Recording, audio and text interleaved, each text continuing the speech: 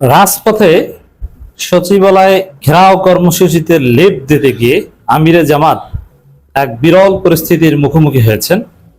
আমিরে জামাত ডাক্তার শফিকুর রহমানের জন্য এটা ভিন্ন এক পরিস্থিতি।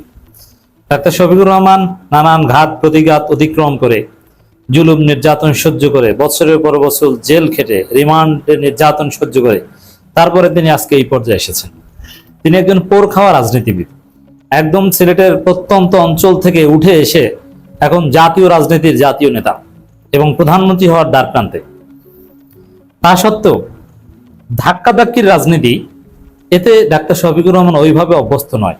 এটা যখন সিলেটে আমির ছিলেন তখন কিছুটা হয়েছে, কিন্তু এখন তার বয়স হয়েছে, তিনি হার্টের রোগী, বাইপাস সার্জারি হয়েছে। কিন্তু আমরা এই পরিস্থিতিতেও দেখলাম যে সচিবালয়ে ঘেরাও কর্মসূচি পালন করছে 11 দলীয় জোট। সেখানে পুলিশ বাধা দিচ্ছে এবং ধাক্কাধাক্কি, বাধা অতিক্রম করে সামনে যাওয়ার চেষ্টা। নাহিদ ইসলাম আছেন সাথে, রাশেদ প্রধানরা আছেন যারা হিট নেতা, কিন্তু ডাক্তার শফিকুর রহমান যেহেতু এখানে নেতা, তাকেই লিড দিতে হচ্ছে, পরিস্থিতি সামাল দিতে হয়েছে। দর্শক, এ ধরনের পরিস্থিতিতে এই প্রজন্ম ডাক্তার শফিকুর রহমানকে দেখে নেই। সিলেটের আমির থাকা অবস্থায় এরকম কিছু ঘটনার খোঁজ আমরা পেয়েছি, কিন্তু রাজধানীতে ডাক্তার শফিকুর রহমান এভাবে ওপেনলি পুলিশের সাথে ধাক্কাধাক্কির ঘটনা এই প্রথম। তবে এই জায়গাটায় আরো অভ্যস্ত হতে হবে, কিছু ঘাটতি ছিল। নাহিদ ইসলামরা এটা যত সুন্দরভাবে পারেন বয়সের কারণেও, বা তাদের একটা প্র্যাকটিস আছে, ডাক্তার শফিকুর রহমানের ক্ষেত্রে এটা ওইরকম সুন্দরভাবে মানায়নি। যে জন্য আমি যেটা বলতে চাই, ডাক্তার শফিকুর রহমান আমিরে জামাত, তিনি বক্তব্য দিবেন, মাঠে নামবেন, সব ঠিক আছে, কিন্তু এই ধরনের ধাক্কাধাক্কিতে তার না পড়াটাই ভালো। এটা জামাতের সেক্রেটারি জেনারেল মিয়া গোলাম পরোয়ারের এরকম অনেক অভিজ্ঞতা আছে। এই জায়গাটা যদি তিনি থাকতেন আরো সুন্দর দেখাতো। এবং আমিরে জামাত তিনি বক্তৃতা দিবেন, মাঠে মাঠে মাঝে মাঝে রাজপথে নামবেন, বড় বড় সমাবেশের প্রধান অতিথি থাকবেন। কিন্তু সচিবালয় ঘেরাও কর্মসূচিতে যে পুলিশ এক পর্যায়ে বাধা দিবে, ধাক্কাধাক্কি হবে, এটা অনুমেয়, এটা সবাই জানে। এবং এই বাধা এটা ওরকম সিরিয়াস কিছু না, ওই জায়গায় এরকম আটকে দেয়, এ ধরনের ঘটনা সবসময় ঘটে। যেমন আপনি যদি কোনো দূতাবাস ঘেরাও করতে যান, একটা জায়গায় আপনাকে পুলিশ আটকে দিবে, আপনি ওই জায়গায় থেমে তারপরে চলে আসবেন, ইটস ভেরি নর্মাল। তো এখানে আবার আমির জামাতের পার্সোনাল সিকিউরিটি ফোর্স রয়েছে 4 জন, তারা সাথে ছিলেন, এটাও কিন্তু দৃষ্টিকটু। ওইখানে পুলিশের সাথে ধাক্কাধাক্কি হবে যেটা জানা কথা, সেখানে আমির জামাতের 4 জন পার্সোনাল সিকিউরিটি ফোর্স নিয়ে যাওয়া ঠিক হয়েছে কিনা, দ্যাট ইজ কোশ্চেন। এটা ভবিষ্যতে ভাববেন। আমার কাছে ওভারঅল ডিলিংসটা স্মার্ট মনে হয়নি। আমির জামাতের মধ্যে একটু আনইজি ভাব লক্ষ্য করা গেছে, যেহেতু তিনি এই ধরনের ধাক্কাধাক্কিতে অভ্যস্ত না। নাহিদ ইসলামরা এই কাজটা ভালো পারতেন, কিন্তু ডাক্তার শফিকুর রহমান থাকতে নাহিদ ইসলাম, রাশেদ প্রধান, তারা তো আর এখানে এরকম ধাক্কাধাক্কিতে যাবেন না। এবং আমিরে জামাত মাঝে মাঝে হাসছেন না, মাঝে মাঝে রাগ দেখাচ্ছেন না, বিষয়টা কি এটা কিন্তু ক্লিয়ার না।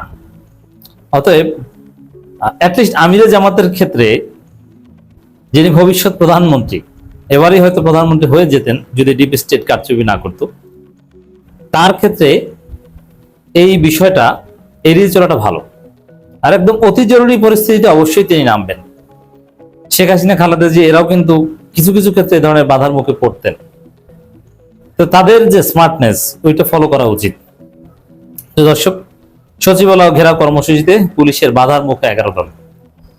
তার আগেই বিরাট কর্মসূচি ঘোষণা করেছে জামাত জোট। দর্শক, লং মার্চ সহ মহাসমাবেশের ঘোষণা দিয়েছে।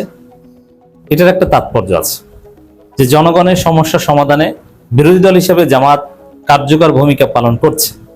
জামাত বিএনপির সাথে কোনো কম্প্রোমাইজে নাই এবং কোনো ছাড় দিচ্ছে না। জামাত ব্ল্যাঙ্ক চেক দিচ্ছে না যে বিএনপি ইচ্ছা মতো দেশ পরিচালনা করবে, বিরোধী দল বা কি আছে না নাই এটা নিয়ে কোনো ভাবনা নাই, বিষয়টা এরকম না। জামাতের চ্যালেঞ্জের মুখে বিএনপি সরকারকে পড়তে হবে এবং সুন্দরভাবে শান্তিতে দেশ চালাতে হলে জামাতের সমালোচনা আমলে নিয়েই বিএনপিকে চলতে হবে। এই বড় বড় কর্মসূচি সেই বার্তা দেয়। এবং রাজনীতি যে জমে উঠছে, আওয়ামী লীগকে ছাড়াই যে রাজনীতি উত্তপ্ত হতে পারে, রাজনীতি জমে উঠতে পারে, সরকারি দল বিরোধী দল একটা কার্যকর সম্পর্ক থাকতে পারে, আর দি সেম টাইম কার্যকর বিরোধিতা থাকতে পারে আওয়ামী লীগ বাদেও। এবং আওয়ামী লীগের ভ্যাকেন্সি যে ধীরে ধীরে পূরণ হচ্ছে, তার প্রমাণ রাজপথ উত্তাল করা এই কর্মসূচি দেয়া। দর্শক, লং মার্চে কিন্তু নর্মালি বাধা দেওয়া হয়, তো এই জন্য আশঙ্কা আছে জামাত জোটের এই লং মার্চে দেশের কোথাও কোথাও বিএনপির লোকজন ডিস্টার্ব করার চেষ্টা করতে পারে। তো দর্শক, 5 September Dhaka Chittagong long march, 19 September Dhaka Rangpur long march, 10 October Dhaka Khulna এবং 24 October Dhaka Sylhet long march. আমরা ভেবেছিলাম বা এরকম কথা ছিল জামাতের মধ্যে যে 28 অক্টোবর ঢাকায় সমাবেশ করবে, কিন্তু না, সমাবেশটা জামাত নভেম্বরে নিয়ে গেছে, অক্টোবরের পর নভেম্বরে নিয়ে গেছে। আবহাওয়া থেকে শুরু করে সব দিক বিবেচনায় ওই টাইমটা আরো বেশি সুইটেবল। এবং মহাসমাবেশ থেকে আরো বড় কর্মসূচি আসবে। আর এই মহাসমাবেশ, বিরোধী দলের মহাসমাবেশ, এটা সরকারের জন্য অনেক ক্ষেত্রে ভয়ের কারণ হয়। কারণ এই মহাসমাবেশের আগে জামাতের যে 10 দফা দাবি, বিশেষ করে জুলাই সনদ, গণভোটের রায় বাস্তবায়ন, এইসব বিষয় যদি সুরাহা না হয় তাহলে মহাসমাবেশ সরকারের জন্য একটা আতঙ্ক হিসেবে কাজ করবে। দর্শক, জ্বালানি তেল, গ্যাস সংকট, বিদ্যুতের ভুতুরে বিল, আইন শৃঙ্খলা পরিস্থিতির অবনতি এবং নিত্য প্রয়োজনীয় পণ্যের লাগামহীন মূল্যবৃদ্ধির প্রতিবাদে সচিবালয় ঘেরাও কর্মসূচি পালন করতে গিয়ে পুলিশের বাধার মুখে পড়েছে 11 লোক। তো এই বাধা ইটস নর্মাল, এই জায়গায় এখানে বাধাতে হবে, ইট ওয়াজ এক্সপেক্টেড। এবং এটা গতানুগতিক বাধা আমি বলবো না, যে বাধা বলতে যা বোঝায় বিষয়টা ওরকম না। অবস্থান কর্মসূচি শেষে সচিবালয় উদ্দেশ্যে মিছিল নিয়ে রওনা হলে 0 পয়েন্ট এলাকায় ব্যারিকেড দিয়ে তাদের অগ্রযাত্রা আটকে দেয় পুলিশ। তবে হ্যাঁ, কোনো কোনো ক্ষেত্রে আরেকটু সামনে যেতে দেয়, কোথাও কোথাও 0 পয়েন্ট এলাকায় আটকে দেয়। এই পার্থক্য হচ্ছে এই জায়গায়। সচিবালয়টা একটা কেপিআই, ওখানে কোনো রাজনৈতিক দলকে সভা সমাবেশ নিয়ে, সেটা যে দলই হোক না কেন, তাদেরকে চূড়ান্ত কোনো অভ্যুত্থান টাইপের পরিস্থিতি ছাড়া যেতে দেওয়া হয় না। রাজধানী মুক্তাঙ্গনে অবস্থান কর্মসূচি শেষে দুপুর 1টার দিকে নেতাকর্মীরা সচিবালয়ের উদ্দেশ্যে মিছিল নিয়ে রওনা দেন। পরে মিছিল 0 পয়েন্ট এলাকায় পৌঁছতে পুলিশ ব্যারিকেড দিয়ে তাদের থামিয়ে দেয়। ইটস ভেরি সিগনিফিকেন্ট যে আওয়ামী লীগের শূন্যস্থান ধীরে ধীরে পূরণ হবে। এখানে এই 0 পয়েন্ট, মুক্তাঙ্গন, এগুলো আওয়ামী এলাকা, হিস্ট্রিক্যালি আওয়ামী লীগের সাথে রিলেটেড। আওয়ামী লীগ যখন বিরোধী দলের রাজনীতি করে এই 0 পয়েন্ট মুক্তাঙ্গনকে ঘিরেই রাজনীতি করে। এখন ওই জায়গায় জামাত রিপ্লেস হচ্ছে, এর মানে এদেশে আওয়ামী লীগ থাকবে না, আওয়ামী লীগের শূন্যস্থান ধীরে ধীরে পূরণ হবে। এখন পর্যন্ত হয়েছে এটা বলবো না, হবে।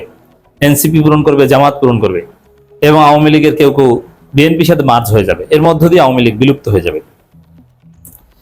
এর আগে একই দাবিতে 11টার দিকে রাজধানী মুক্তাঙ্গনে অবস্থান কর্মসূচি শুরু করে 11 দলীয় ঐক্য। কর্মসূচি চলাকালে বেলা 11:50 দিকে বৃষ্টি শুরু হলে নেতাকর্মী রাজপথ না ছেড়ে কর্মসূচি চালিয়ে যান। নাহিদ ইসলাম থেকে শুরু করে অন্যান্য জোটের নেতারা, কর্নেল ওলি, সবাই এখানে ছিলেন, হামিদুর রহমান আজাদ ইত্যাদি ইত্যাদি।